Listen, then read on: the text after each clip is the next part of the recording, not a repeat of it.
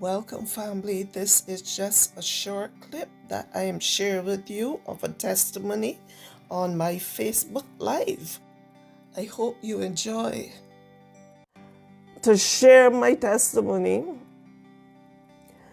as much as people think that I don't understand things and I didn't go through stuff and all kinds of things when I was younger, I might have mentioned before that I bought myself a Ouija board when I was probably about 14 or 15 or something like that. I bought myself a Ouija board. And from this time, and this was coming back to how sly the enemy can be, because it was sold at that time like a toy. A Ouija board, it was sold like as a toy. So that was the in thing in those days. That was in the 1960s, and that was the in thing in those days. And I just thought it was fun. I saved up my money and I bought that. When I brought it into the house, because we were somewhat like don't need those to be able to share my testimony. We were somewhat like a middle class family, and my mom was doing okay, and I was raised with my mom and my grandmother and two sisters, and it was basically just the five of us women in that house most of the time, because and my mother moved away from at my grandmother's house when I was like probably 12, going on to 13 years old, and we moved. My mom had a good job. She was a personal secretary. She left the job at BS&T at that time. I was born and raised in Barbados, and she left that job and she went to do a personal secretary for a man that sometimes what we were talking about, people come like an angel of light. And she went to do this job as his personal secretary, innocently not knowing what was really behind it and the agenda that was behind it. But the story is not fully about that. The story is about after I brought the Ouija board in my house, the things that started happening to us. Right? Well, subsequent to that, well, obviously my mom lost her job. My mom lost her job because the person that she was the personal secretary for,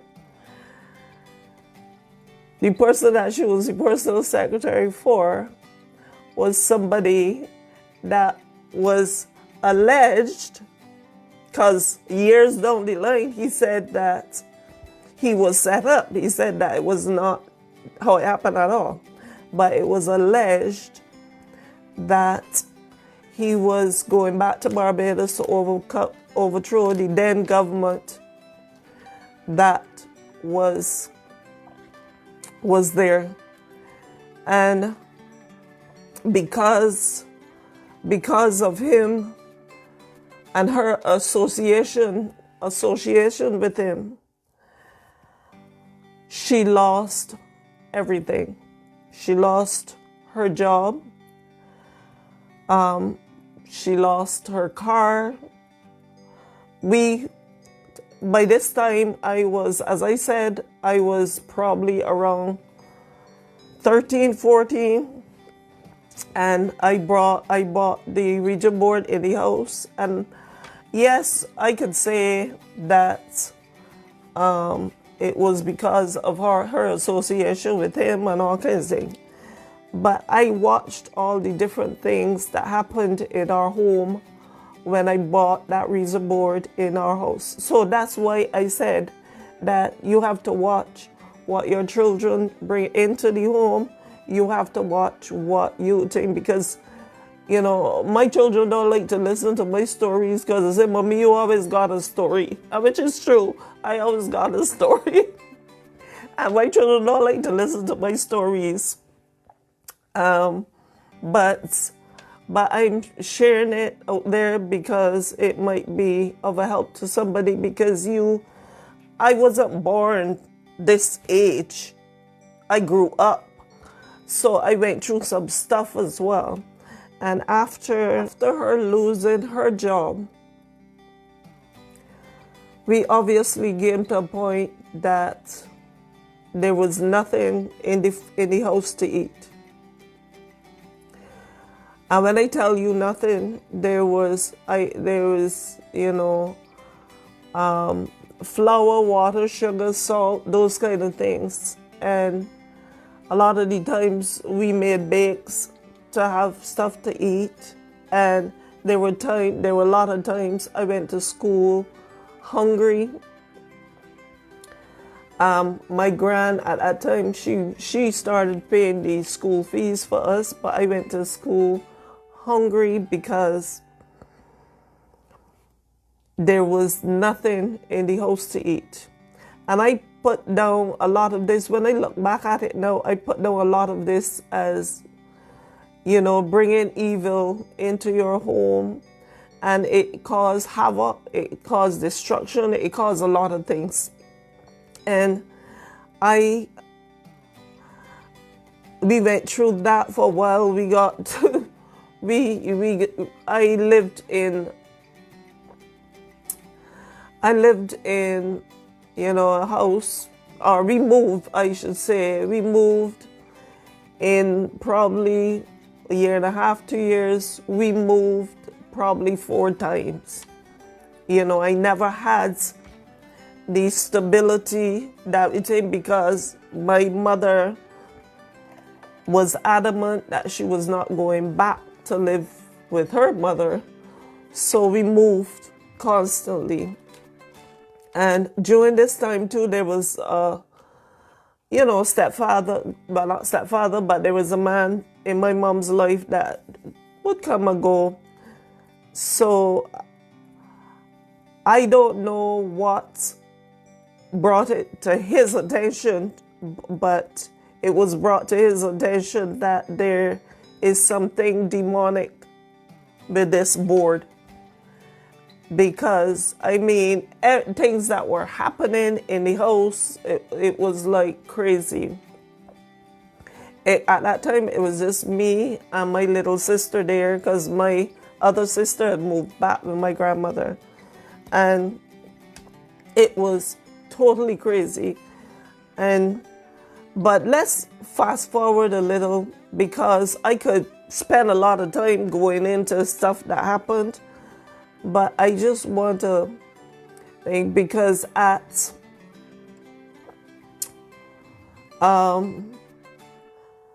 I said, at about 14, 15, I bought the Ouija board.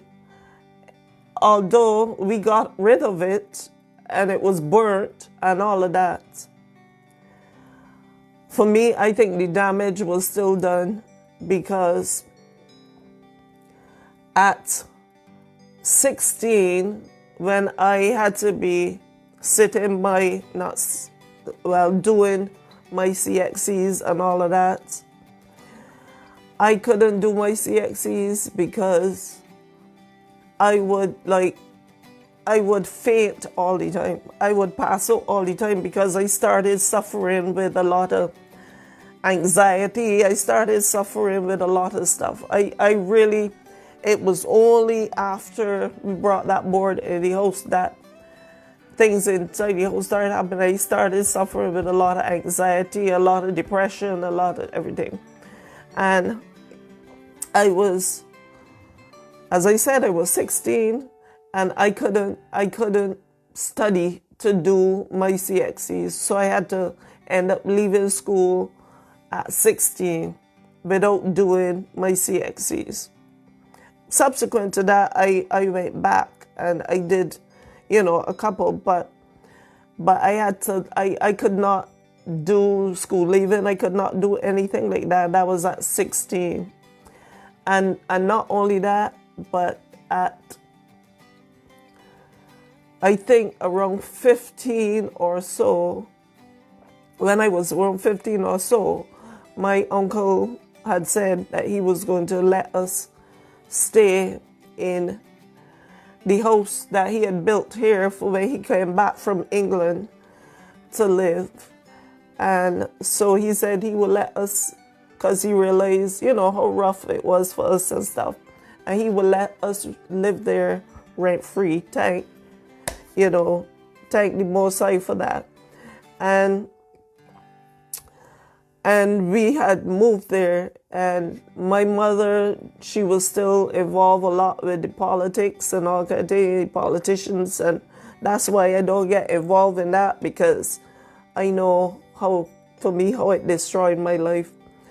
And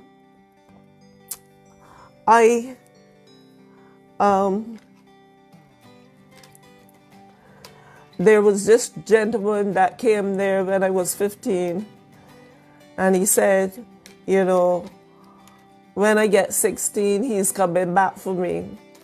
But everybody laughed it off. Everybody thought, okay, well, that was just him saying that. But at 16, he did come back. And he did come back for me. But when he said come back for me, I was raped. I was raped at 16 years old. My mom, I realized I didn't drink any of this because I realized that I didn't put much sugar in it. And my mom, she had left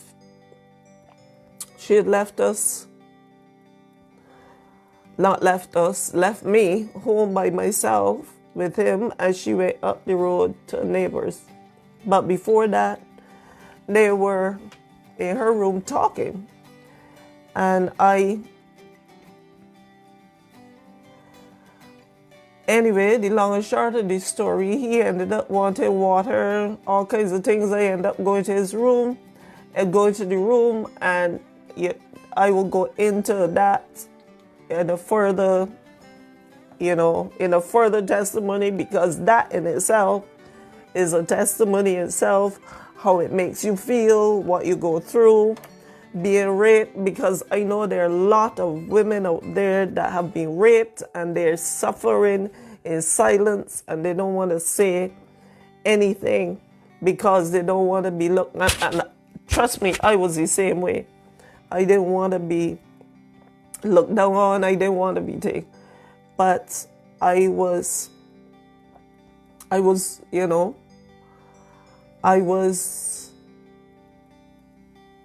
defiled at 16, and I was still a virgin. And because of that, that put me into even worse of a depression and all kinds of things.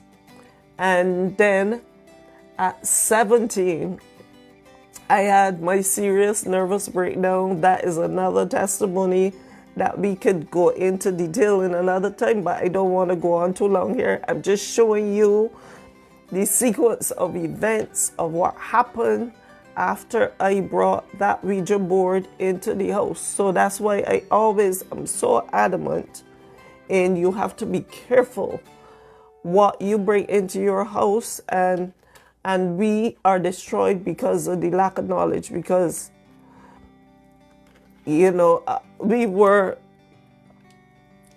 if the Most High didn't have his hands on us, we could have been destroyed. Because subsequent to all that, my mother began drinking. She became somewhat like an alcoholic. It was like so much things that happened. And then, as I might have mentioned before, my mom died when I was 23 well, 26, almost 27. No, I just hit 27 when she died. I think I hit 27 a month before when she died. She died at 47, 46 years old. She was going to be 47 in a month. And as I said, you know, I was raped at 16, got my serious nervous breakdown at 17, but before my breakdown, I became withdrawn, I became detached, I became fearful, I became all those things that we talked about earlier. I was angry, I was stubborn, I was disobedient. You know, it was just so much. It was just so much that I was going through at that time. And as I'm saying, I'm just sharing this testimony. I'm just sharing this testimony because it might help somebody down the line. Or bringing that Ouija board into my house, right? That was like the worst thing that I could have done, because I saw things. I saw demonic things. You know, I saw things in the house. I see things moving in the house. It was like so much that I saw, and I just going through the sequence of events of what happened in my life after I think. Yes, I got over my nervous breakdown after months of thing, but they wanted to send me to the psychiatric hospital. If they'd sent me to the psychiatric hospital, I would not have been here today to be speaking out to people that might be going through similar things. My mom at that time, you know, she refused to send me to the psychiatric hospital.